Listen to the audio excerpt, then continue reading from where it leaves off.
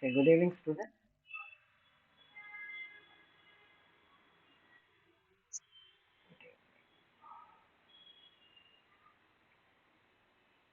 So, in the last class, we have discussed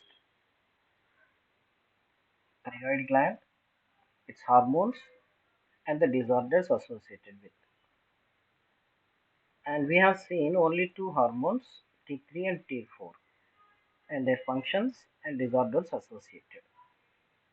And now there is a third hormone with respect to thyroid gland. Why I've kept this for today is this is related to the calcium metabolism, which is also controlled by the gland which we are going to discuss today, that is parathyroid gland. So in order to combine these two, I've saved it for today.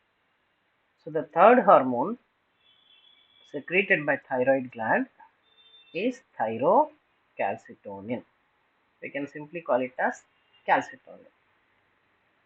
It is secreted from the seed cells of thyroid gland, which are also called as parafollicular cells. It is a polypeptide with 32 amino acids and is linear in structure. It's linear. Okay. And as I have said before, it is formed in the endoplasmic graph endoplasmic reticulum as a pre-prohormone, which is again cleaved to produce the prohormone, finally the hormone. And this is said to be under the control of the gene called as calca or calci 1 gene. Calci 1 gene. This is called as hypocalcemic hormone because it decreases the blood calcium level. So before going to this, I would like to explain something about bone. Here we need calcium, without which most of the activities of the body would not occur at all.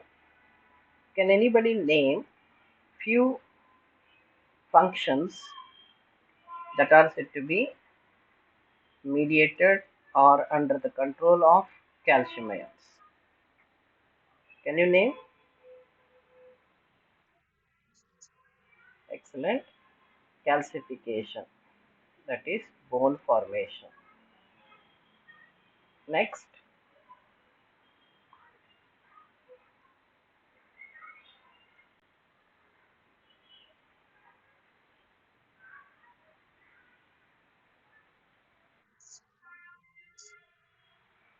exchange of a calcium itself is an ion that is exchanged in between extracellular and intracellular fluid, and that is required. Why is calcium is required for the body? That is what I am asking. Calcium is the largest, or we can call as uh, it is it is the mineral that is present in large amounts in the body. Why this much amount of calcium is needed by the body? One is bone formation, the other is tooth building. Any other?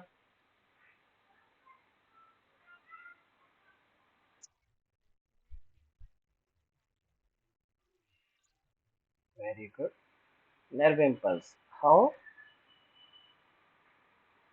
There is a presynaptic membrane, there is a postsynaptic. Good. Go on, go ahead.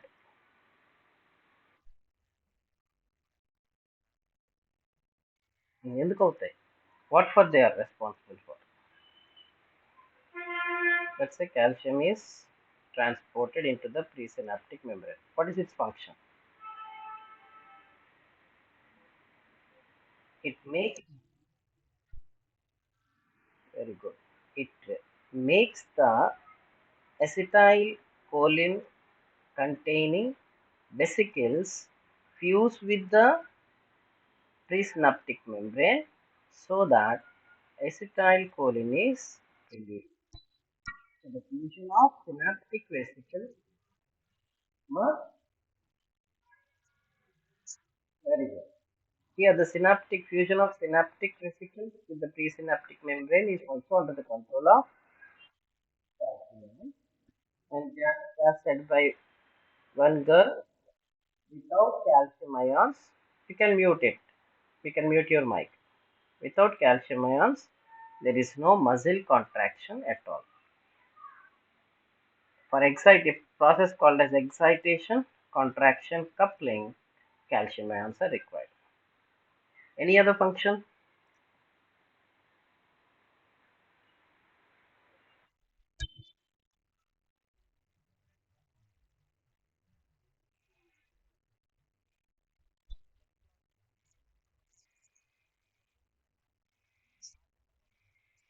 Very good, excellent. So for blood coagulation is also it is required. And we have discussed about it 3-4 classes before. It acts as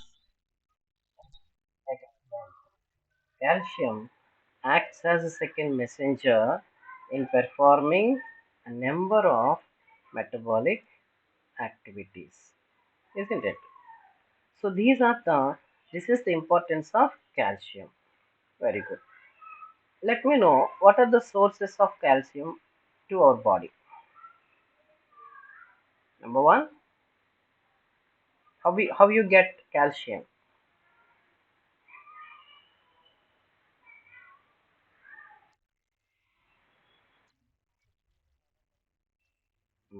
That means through food. So one of the sources of calcium is food. Then,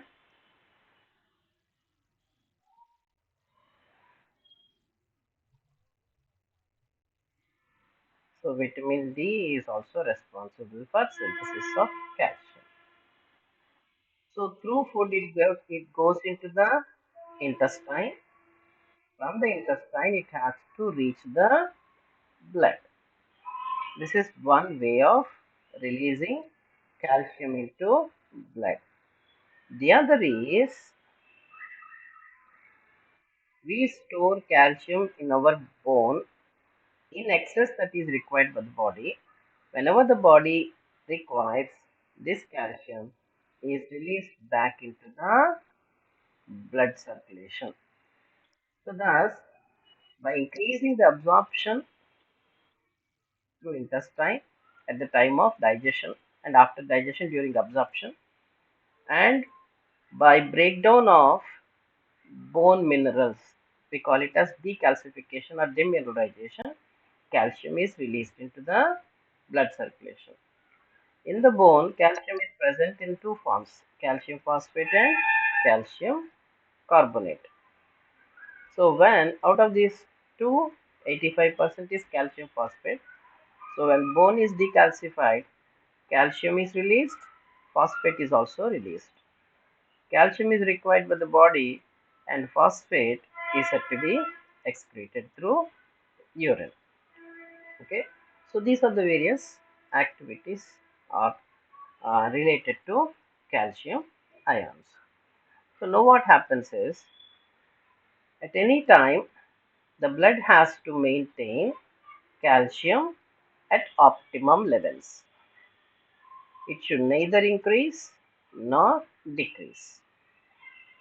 So whenever the blood calcium level falls down, whenever the blood calcium level falls down, it has to increase, or whenever it increases, it has to fall down. So thus there are two hormones required.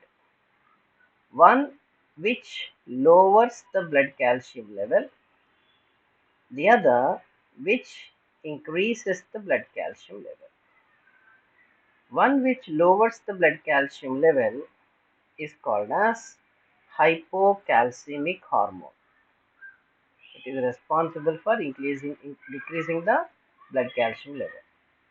The other which increases blood calcium level is called as hypercalcemic.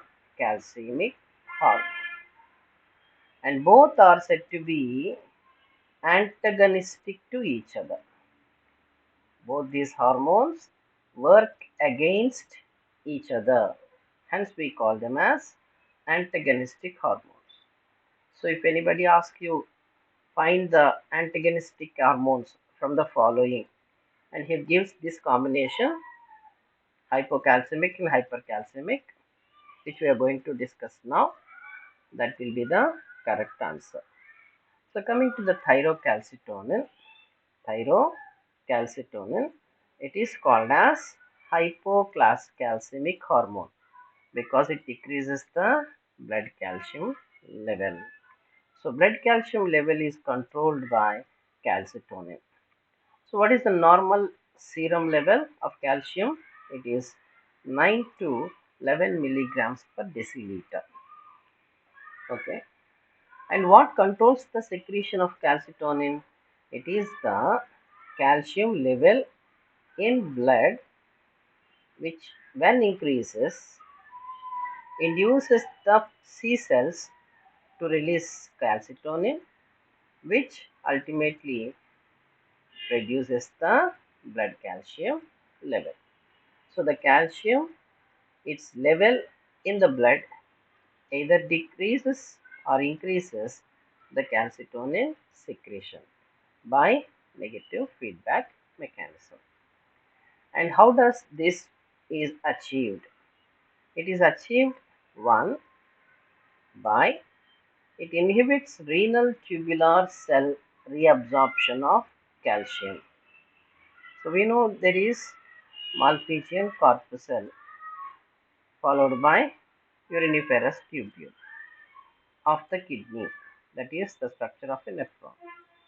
And here all the food that is digested is also filtered, and if at all it contains, it is brought into the blood circulation by selective reabsorption. And this renal absorption is inhibited so that the blood calcium level will not increase. So excess calcium can be sent out through urine.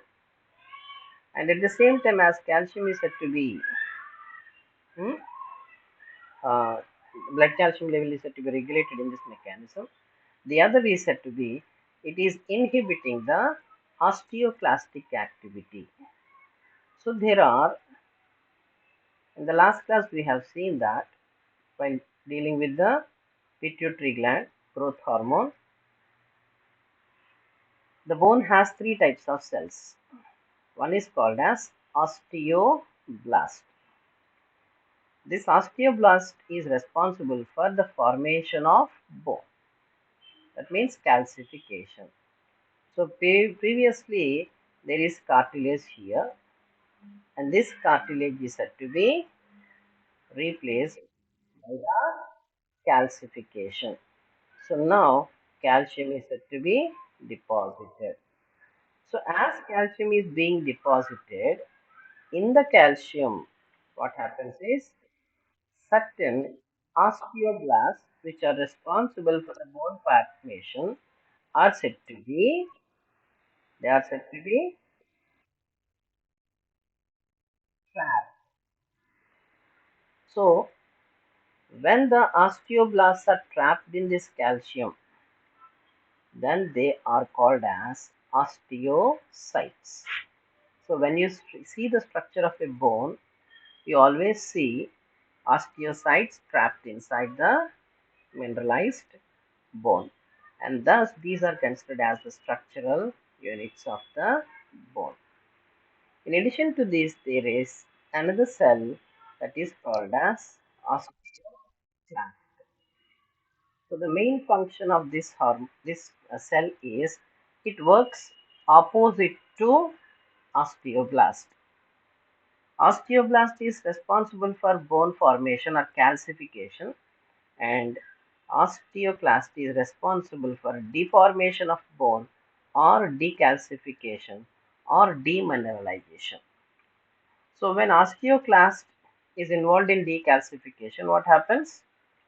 Calcium phosphate from the bone is released into the blood, as calcium ions and phosphate ions. Thus, blood calcium level increases when the osteoclastic activity increases.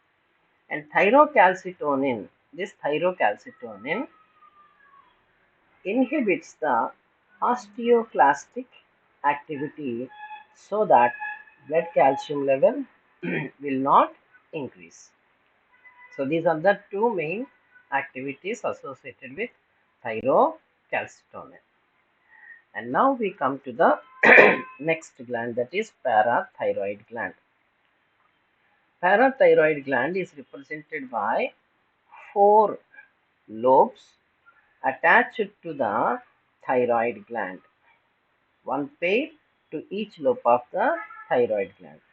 So here we have a neck, at the center of which there is a trachea, attached to which there are a pair of thyroid glands connected by isthmus, and now we have attached to each one there are two pairs of lobes which are called as the parathyroid glands. The total weight of the parathyroid gland represented by the four lobes is 140 milligrams. It is highly vascular, that means blood supply is said to be more, and this receives blood from superior thyroid artery and inferior thyroid artery. The arteries which supply the thyroid gland supply blood even to the parathyroid gland. Coming to the histology, it contains two kinds of cells. One is called as chief cells or principal cells, and the other is called as oxyphil cells. And these are responsible for the secretion of a hormone called as parathermone. So hormone secreted by parathyroid gland is called as parathermone. It is a polypeptide hormone with 84 amino acids and its molecular weight is 9500. And this hormone is called as a hypercalcemic hormone.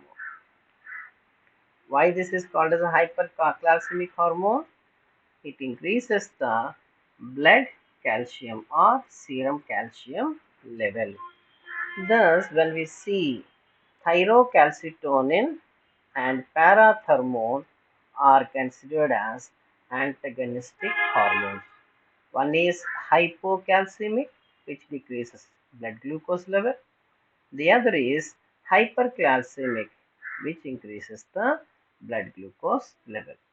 So whenever the blood glucose level falls down, that means there is a decrease, blood calcium level, not glucose.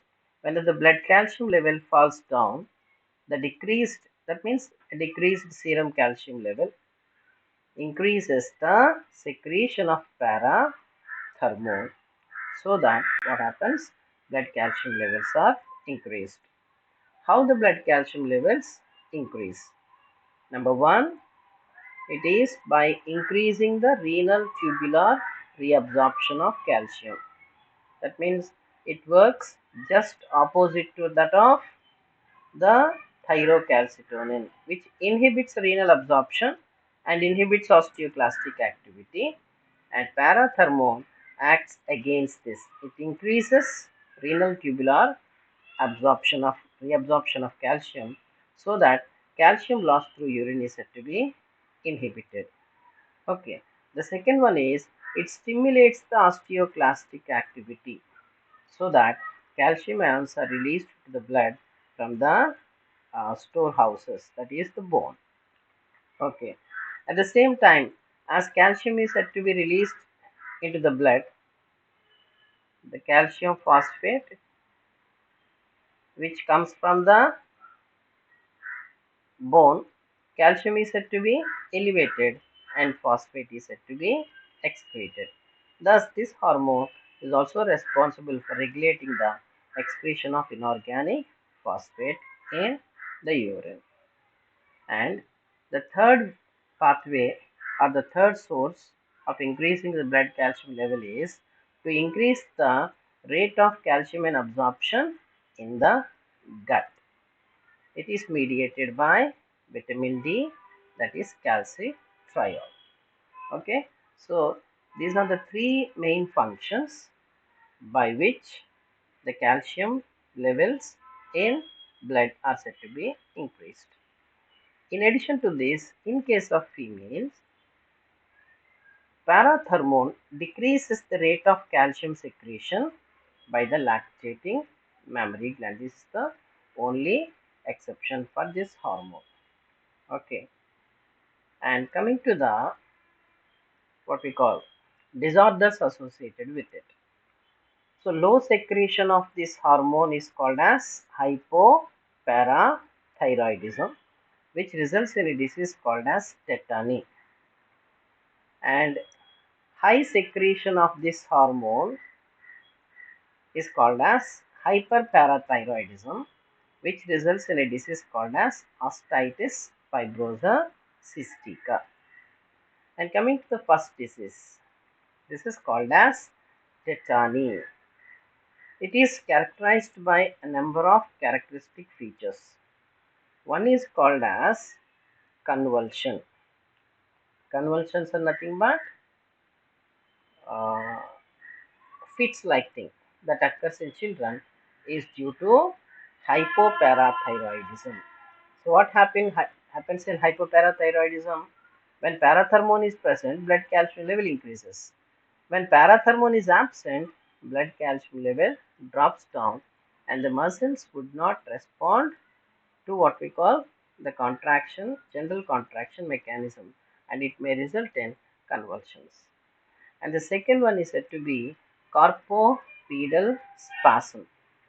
Carpopedal spasm, which is also called as Trossos sign, where the thumb finger and index finger are said to be twisted like this because of the contraction of the muscles attached to the carpals of the hand.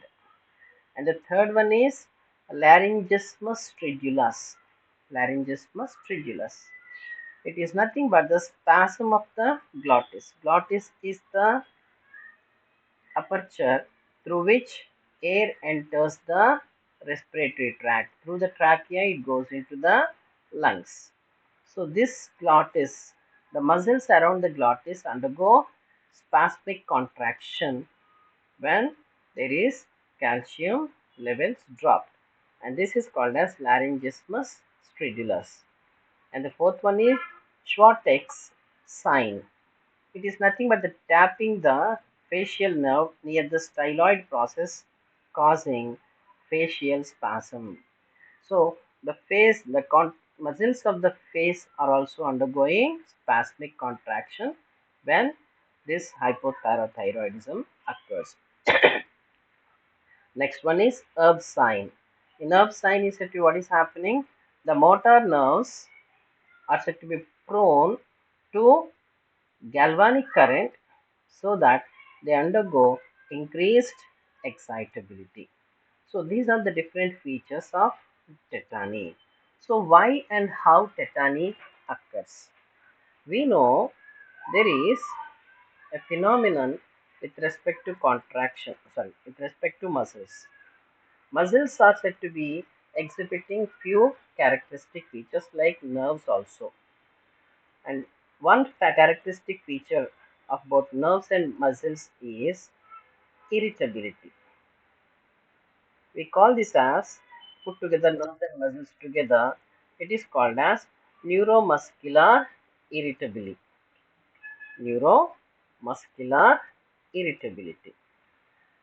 It is nothing but the response of a nerve or a muscle or both against a stimulus is called as neuromuscular irritability. Response against stimulus is called as neuromuscular irritability. And for this, here sodium and potassium ions are required, and calcium ions are also required.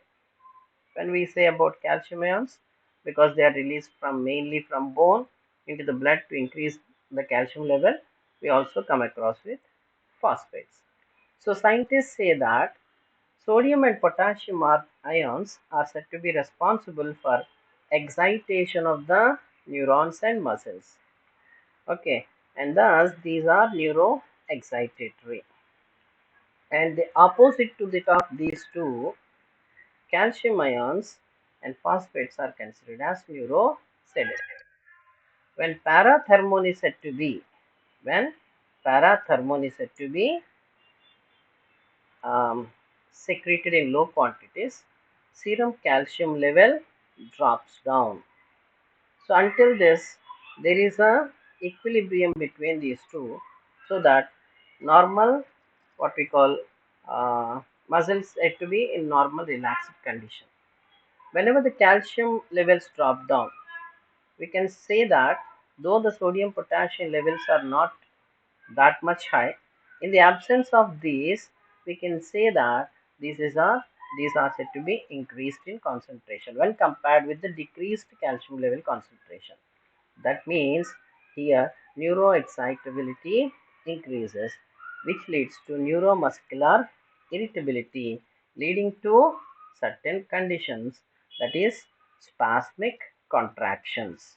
So wherever you see in all these, there is spasmic contraction, resulting in this disease called as tetany.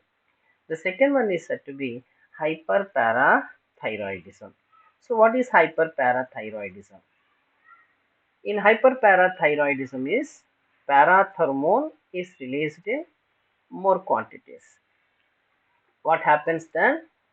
It tries to increase the blood calcium level. How it increases the blood calcium level? One, by increasing the absorption through gut.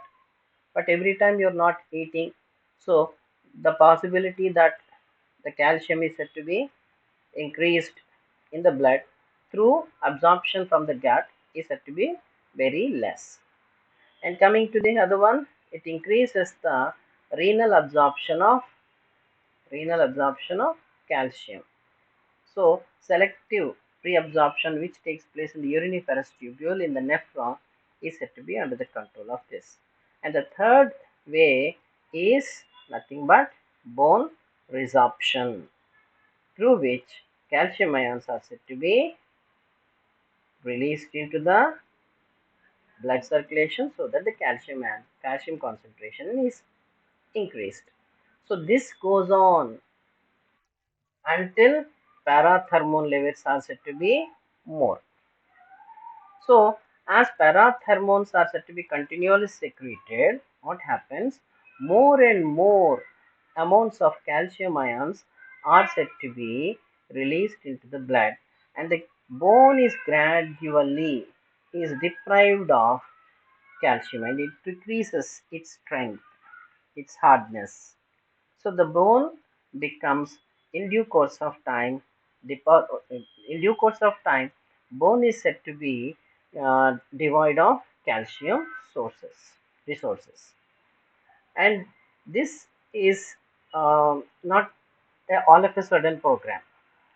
Why? Because from year 1 to year 20, when we are in our mother's hands, mother feeds us with lots of milk, lots of egg, lots of chicken, and lots of other foods, so that we take calcium even with what we call uh, curd also. So we'll take lots and lots of calcium ions. So these calcium ions are deposited in the bone. What the scientists say is the deposition of calcium ions throughout this entire period is so much in the body that any calcium deficiency cannot be observed until 1 to 2 years. So even you are not taking any calcium rich food, that means we are taking only calcium deficient food for 1 year or more than 1 year up to 2 years, you cannot observe any symptom at all. Okay, but you can feel, that means it cannot affect the bone at all. The blood calcium levels are said to be normal. because bone is said to be gradually getting depleted, and up to tears what happens, gradually as calcium is said to be deposited, is said to be resorbed, what happens, small pores appear in the bone, and this condition we call it as osteoporosis. So at this place we feel our muscles and the hands and the fingers, they get lot of pain when we do some work with them. Why? Because we are deficient of calcium. Okay, this is what the characteristic feature of osteoporosis. If you keep on eating only calcium deficient food, what happens is more osteoporosis continues and more depletion of calcium minerals from the bone takes place. And now in the blood there are certain wandering cells. There are certain, excuse me, Nirmal, Nirmal, పడుకుని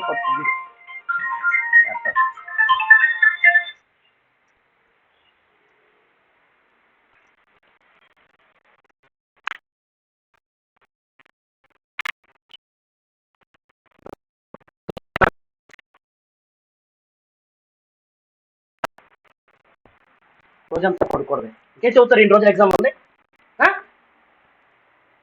ఇమాం పడుకో, ఉన్నపత్ర పడుకో, ఉదయం చూస్తున్నాను 2 hours అయిపోయింది, ఇమాం పడుకో.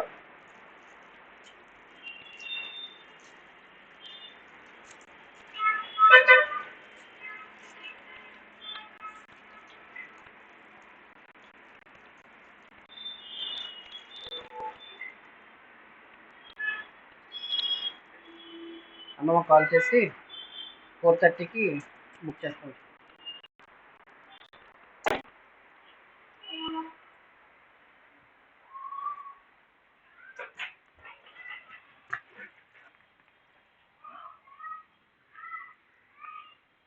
Sorry for the break. So what happens is osteoporosis. So due to osteoporosis, the bones are said to be demineralized, and now there are certain cells in the blood, we call them as fibroblasts. So these fibroblasts are wandering cells. So when you experience osteoporosis, you visit a doctor, bone specialist or some physician. He suggests to take calcium tablets. If you take calcium tablets, slowly, gradually, all these pores will be closed and calcium deposition is said to be achieved. But if you don't visit a doctor and if you don't feel that you have osteoporosis, then what happens? The fibroblasts which are wandering in the blood, they reach the bone, and in the pores, what happens? They fill the pores with fibers. So all the pores which have to be filled with calcium, they are said to be filled with fibers. What happens? Because of this, even after that you take calcium, there is no chance for the deposition of calcium in the bone because it is already filled with the fibers of the fibroblasts. And now the bones become very weak and they become brittle. What do you mean by brittle? When you just press it, something, if it is easily fragile, it is fragile and easily breaks, we call it as a brittle. So here there are some people, while standing, sudden standing or sudden falling, their bones are broken. Why? Because here there is calcium deficiency, and this leads to a disease called as osteitis fibrosa cystica. So named after the scientist Daniel von Recklinghausen. This is also called as von Recklinghausen disease of the bone. The parathormone is essential for bone health. We know that, but too much of this hormone can weaken your bones and makes them deformed. So deformation, decalcification or demineralization or resorption of bone takes place when parathermone is more in quantity. So, but this is said to be very less, very less than 5% of people are said to be affected by this disorder. So this is all about parathyroid gland, and there are so many what we call uh, diseases associated with bone. One is called osteopenia, osteoporosis, osteomalacia, osteitis fibrosa cystica, and Paget's disease of bone. And of all these, osteomalacia and rickets and osteitis fibrosa cystica are said to be caused by elevated level of parathermone, leading to soft bones in osteomalacia and brown tumors in osteitis fibrosa cystica. Why brown tumors? Because they are deposited with fibers released secreted by the fibroblasts. Okay, I'll be sharing this slide. No worry, you can read it later. So with this, we come to the end of parathyroid gland. So now I'll move to pancreas. So any doubts with respect to parathyroid, please ask me. Otherwise, we'll start pancreas. Any doubts? No. Good. Are you feeling sleepy? Good. So pancreas. Pancreas is called as a compound gland, or it is called as mixed gland. Why? Because it is both exocrine as well as endocrine in function. And coming to the structure of the or histological structure of the pancreas shows two structures. One is a group of cells, okay, like the thyroid follicles. The only difference being in the thyroid follicles the hormone is stored, and these do not store any hormone. Okay, and at the center of these structures is a small canalicus. All cells canalically unite to form the pancreatic duct through which the pancreatic juice synthesized in these cells is secreted, and thus this constitutes the exocrine portion of the pancreas, and these are called as acini. Singular is acinus, plural is acini, singular is acinus. Interspersed among these, interspersed among these, like the thyroid follicles, among them there are C cells. Here, interspersed among these acini, there are specialized groups of cells named after the scientists who discovered them, Langerhans. These are called as islets of Langerhans.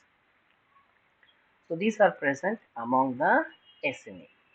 Coming to the islets of Langerhans, scientists believe there are four types of cells in the islets of Langerhans.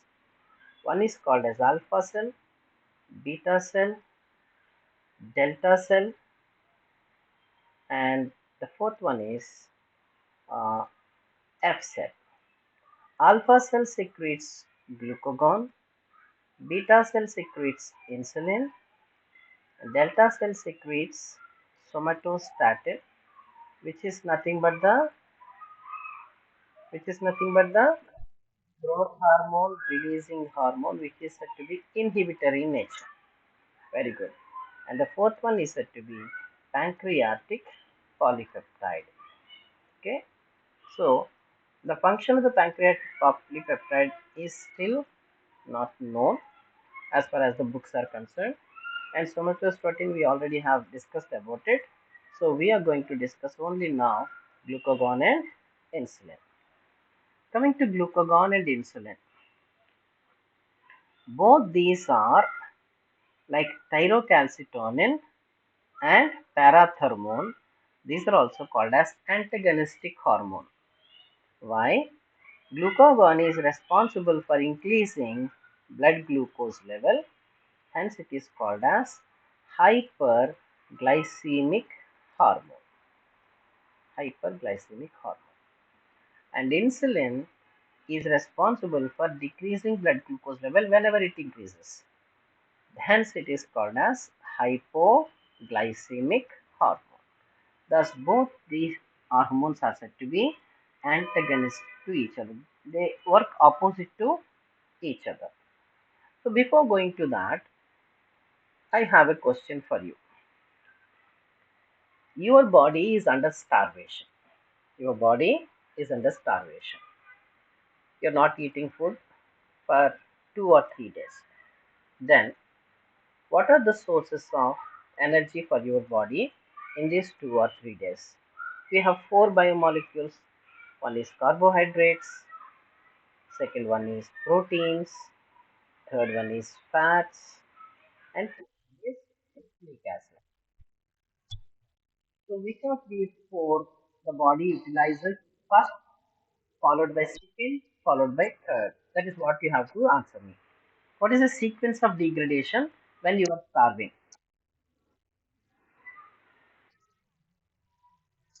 First carbohydrates are used. First time. Okay. Next, same sequence. Next,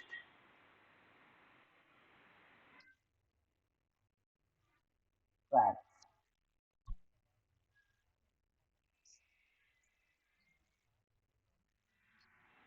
Which one will, which is burn first?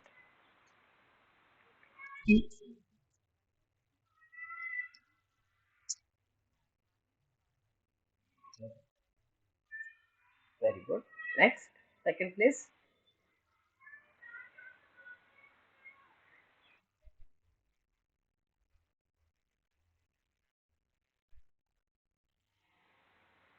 Okay, protein is not an energy source at all.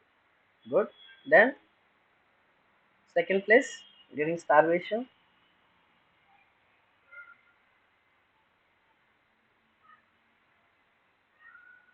no place for carbohydrates and nucleic acids.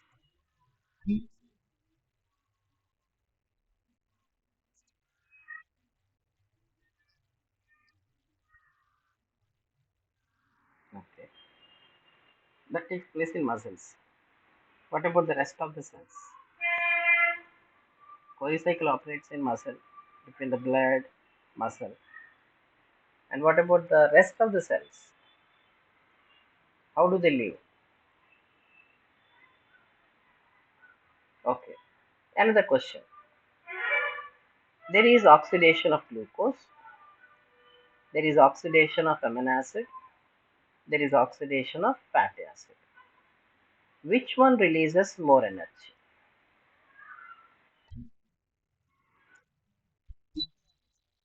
The fatty acids release more energy. Second place,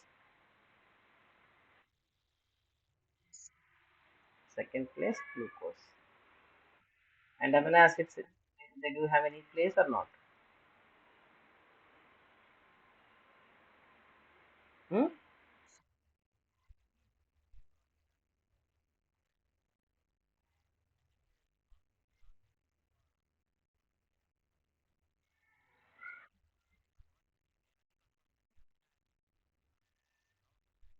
Hmm. Hmm. Then how come it takes second place when it is not useful for releasing energy?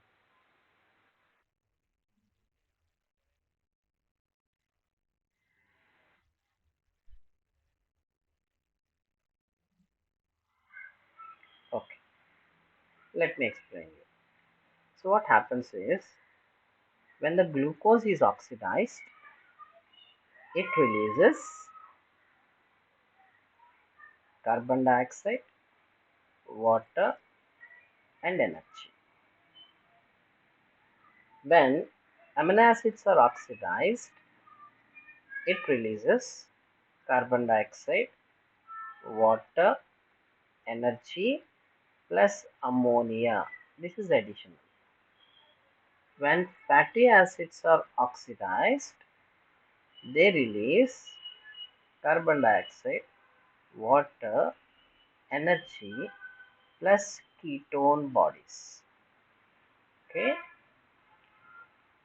so all these are, the route is said to be from the cell to the blood only. Blood has a pH of 7.4. Blood has a pH of 7.4. That is, it is slightly alkaline, which should never change. So what happens when carbon dioxide enters blood? Carbon dioxide combines with water to form carbonic acid, so that the blood pH may decrease. That is the reason why in through plasma only 10% of carbon dioxide that is produced in the cell is transported. Remaining 90% is transported either as bicarbonates or in association with hemoglobin as carbaminohemoglobin, which we will discuss when we deal with respiratory system. So it is not that much harmful. Okay, carbon dioxide is eliminated through lungs. Water is utilized, energy is utilized in all these cases. But ammonia is said to be elevates the blood pH level because it is basic, and ketone bodies are responsible for ketoacidosis, which decreases the blood pH. So in both the cases, the oxidative deamination of amino acids for the production of energy, not for other means, only for the production of energy, and the oxidation of fatty acids is very dangerous to the body, and body will not utilize these two in normal conditions. So in normal conditions, body utilizes only energy released from glucose because it is not having any harm at all. It will not change, it will not alter the pH of the blood, and there is no eventuality taking place with respect to the survival capacity of the individual. Now what happens is, when compared with glucose, when we compare glucose and fatty acid, one molecule of glucose, when it is oxidized, it releases only 32 or 36 ATP. Okay, whereas one fatty acid molecule, when it is oxidized, it releases 98 98 ATP. That means fats are said to be more rich in energy compared with glucose. But when they get oxidized, they release ketone bodies that may alter the pH. That is the reason why, though they are said to be rich in energy, these are generally not utilized. So when you are starving, when you started fasting or starving today, so the first source of energy will always be glucose only. So where this glucose is present, this glucose is said to be present in blood. So what is the concentration, normal concentration of glucose? It is 90 to 100 mg per cubic milliliter of blood, that is 100 ml of blood. Okay, cubic millimeter of blood or 100 ml of blood. Now what happens is, so this is the normal glucose level present in the blood. So cells utilize glucose, oxidize it, release energy, and they survive. And how, what happens? So some of the glucose is said to be lost here. It reached all the cells, so that what is happening, the blood glucose level is gradually depleted. It is coming down to 10 mg per 100 ml. So not that it has to be replenished again, it has to be increased, unless otherwise for the cells glucose has to come only from the blood. They depend on the blood only. So blood glucose concentration should never fall down less than 90. So what happens is, the first reaction here is glycogenolysis. Sorry, glycogenolysis. So we have taken excess amount of glucose throughout our life. and this glucose is converted into glycogen in liver and muscle and stored over there. So this glycogen is broken down. Glycogen is broken down to release glucose so that blood glucose level increases. Blood glucose level increases. This is one source of increasing the blood glucose level. So what happened? One day you could use all the glycogen reserves and glycogen is said to be completely exhausted. Now the body has to choose either proteins or fats. Among these two, when the proteins are oxidized, ammonia is released, one danger, and the amount of energy is said to be very less compared to glucose oxidation and fatty acid oxidation, and the body will not utilize glucose oxidation, amino acid oxidation immediately after glucose reserves are exhausted. It uses now fats. Okay, so the second event that is happening here is fats. We know they are said to be present in adipocytes. So the fats from adipocytes have to be mobilized and they have to be released into the blood circulation. From there to reach the cell. So the first event is mobilization of fats. When the carbohydrate sources are exhausted, it is the mobilization of fats that is required. And the second event is after the mobilization of fats has taken place, it leads to the oxidation of fatty acids, which we call it as beta oxidation of fatty acids, which releases lots and lots of energy. And thus, here fats are utilized in the next place. And after the fat sources are also exhausted, there is no fat in the body. Now, there is nothing but proteins broken down to release amino acids, and some of these amino acids are glucogenic amino acids. That means these glucogenic amino acids can be converted to produce glucose, which is oxidized to release energy, and this process is called as gluconeogenesis. So thus glycogenolysis and beta oxidation of fatty acids and gluconeogenesis are the means by which body utilizes energy. Okay, so whenever the glucose levels fall down, there is every chance for the fatty acid oxidation to take place. Whenever there is fatty acid oxidation leading to the decrease in the level of the fats, it may lead to gluconeogenesis and all the resources of the body will be exhausted. And if any hormone that is involved in regulation of glucose metabolism, it has to regulate all these things. One is glycogenesis, where glucose is converted to glycogen.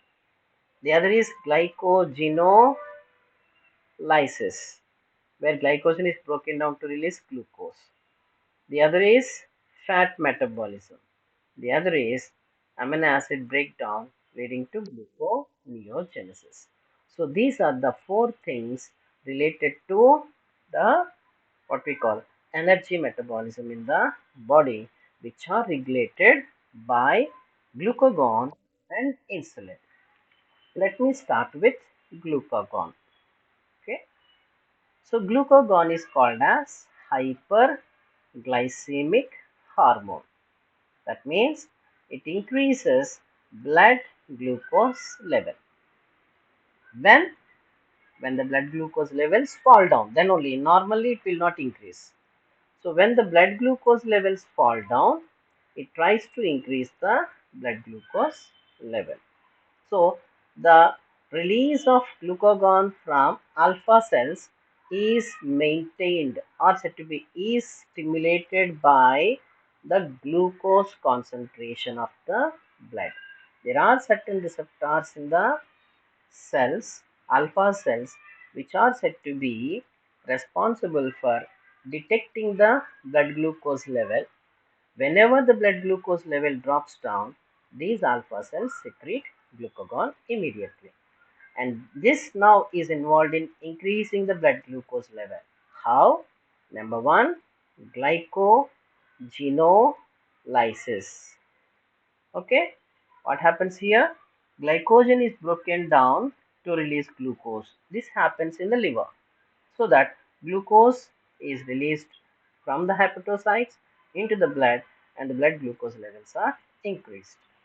And the second event that may be under the control of glucagon in other conditions like starvation, etc.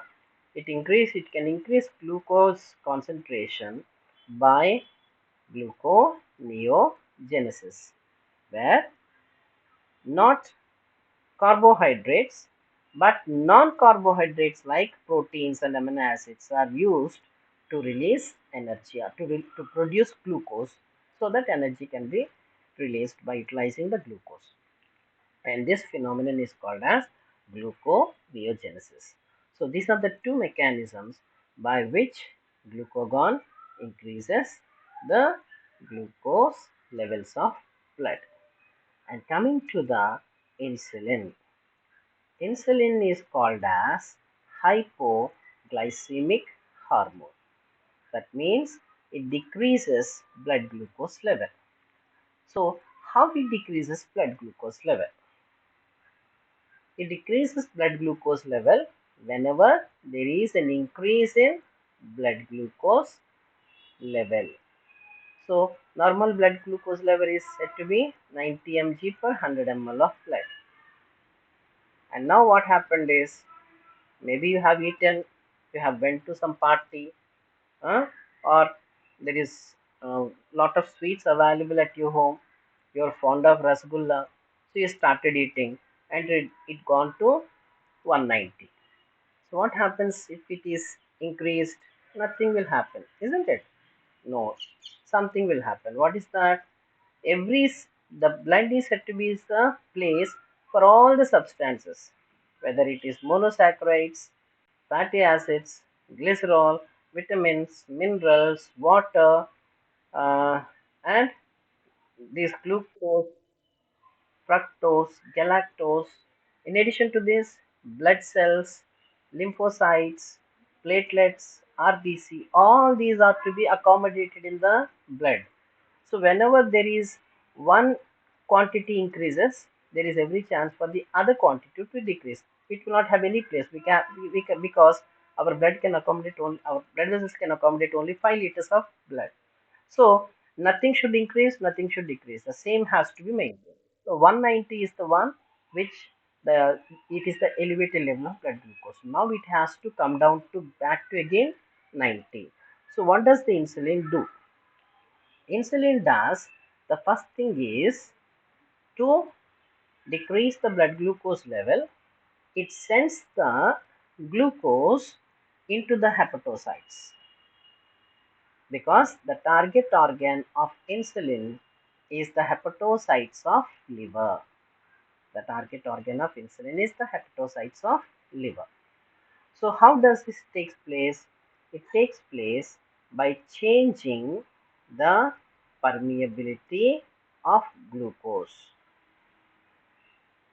Changing the permeability of hepatocytes hepatocytes for glucose. So this is the first thing. So this is the hepatocyte. The insulin comes to occupy a position on the hepatocyte, where there is a receptor located on its surface. So a hormone receptor complex. Here the hormone is insulin. A hormone receptor complex is formed.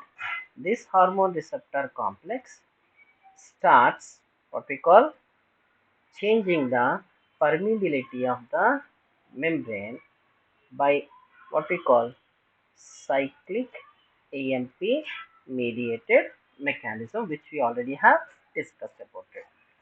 And thus more and more levels of more and more uh, molecules of glucose reach the hepatocytes. The second thing is that here There are 100 molecules previously in the blood, and now there are only 20 here, 80 here. So there is every chance for the glucose to come back again. Now it has to be what we call curtailed. It has to be stopped. The second event is phosphorylation of glucose. Phosphorylation of glucose. So insulin is having another function that it increases the glucokinase activity. It increases the glucose kinase activity. When the glucokinase activity takes increased, what happens? Kinase means the one which transfers phosphate group to other by breaking down ATP. So here this kinase transfers phosphate onto glucose so that glucose is converted to glucose 6 phosphate. And we say that because of this, glucose is trapped. So the second event is trapping of glucose by phosphorylating it. So how the trapping takes place? Because it is phosphorylated. Because it is phosphorylated, it cannot be transported out. Why? Because the cell membrane has so many channels, transporters like carriers and lipids which can transport various substances. Glucose is transported in various means. The first one is along with sodium ions.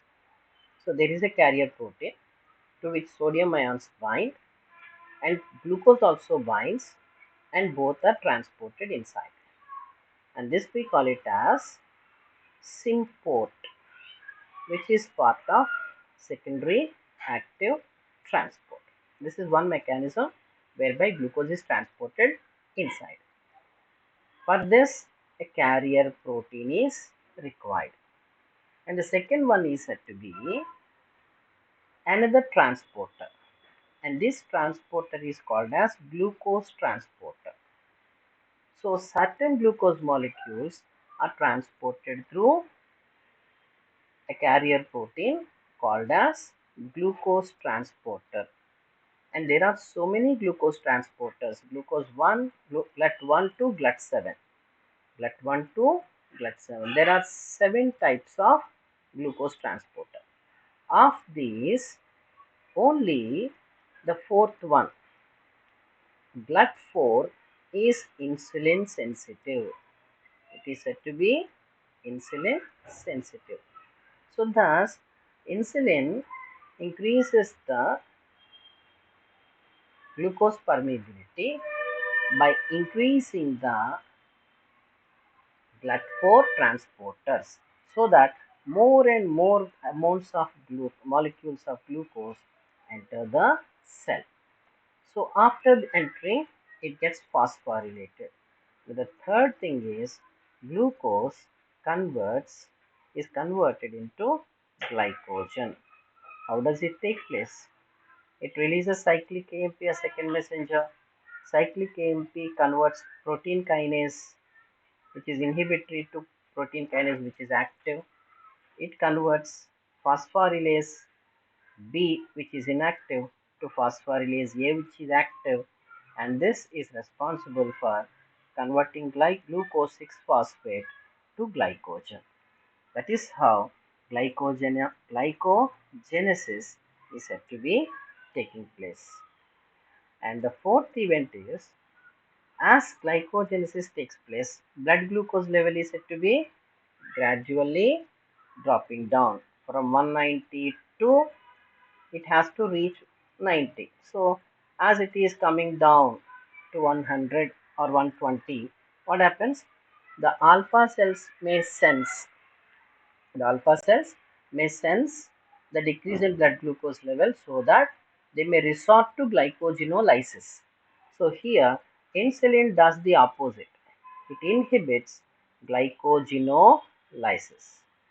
When glycogenolysis is inhibited, the body tries to use the fats. So it inhibits mobilization and oxidation of fats. Okay. And when this is inhibited, the body may resort to amino acid oxidation, and thus it inhibits gluconeogenesis. Thus, all the mechanisms associated with glucose metabolism are said to be under the control of insulin. This is how insulin operates. When this insulin is absent, what happens now? The blood glucose level after taking food, it increases from 90 to 190 or 290 or 390 or 400. Now it has to be dropped down. Only insulin can do this. There is no alternative in our body. When insulin is absent, this cannot go to hepatocyte. When it cannot go to hepatocyte, it has to be sent out through urine, because excess concentration of any molecule should not be maintained in the body. So here, this disease results in a disease called as diabetes mellitus. So diabetes mellitus is characterized by, first thing is said to be glycosuria, excretion of glucose through urine is called as glycosuria. So how does glucose goes out through urine? By dissolving itself in water. So there is excess excretion of water also. Excess excretion of water through urine accompanied by the glucose loss. This is called as polyuria. So when water is said to be going out of the body, when glucose is going out of the body, you experience two things. When the cells are not receiving glucose, the cells become weakened. The cells become weak. This is called as polyasthenia. So weakness occurring in the cells. At the same time, because the cells are weakened, they feel hungry, which we call it as polyphagia. Because polyuria eliminates water, you become more thirsty. That is called as polydipsia. So these are the events that are happening here. In addition to this, now what happens in the absence of insulin, when the blood glucose concentration is said to be increasing, it is sent out through urine. Now the blood glucose levels are being dropped down. Now what happens? Glycogenolysis is enhanced. At the same time, mobilization of fats also takes place. All these events are inhibited by insulin. In the absence of insulin, all these are stimulated, and oxidation of fatty acids takes place, and gluconeogenesis also takes place. So because of the mobilization of fats and their oxidation, ketone bodies are released. It leads to ketoacidosis. That means blood pH level drops down. If that blood pH level is said to be affecting the brain, it may lead to coma and eventually to the death of the individual.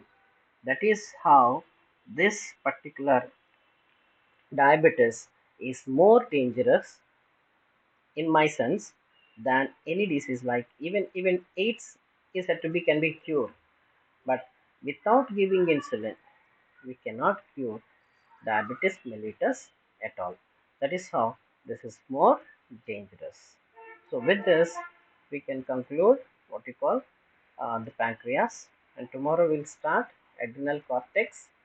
With that we will finish endocrinology, and we'll move to the further physiological aspects of the body. Any doubts? Ask me, otherwise we'll close here. Thank you.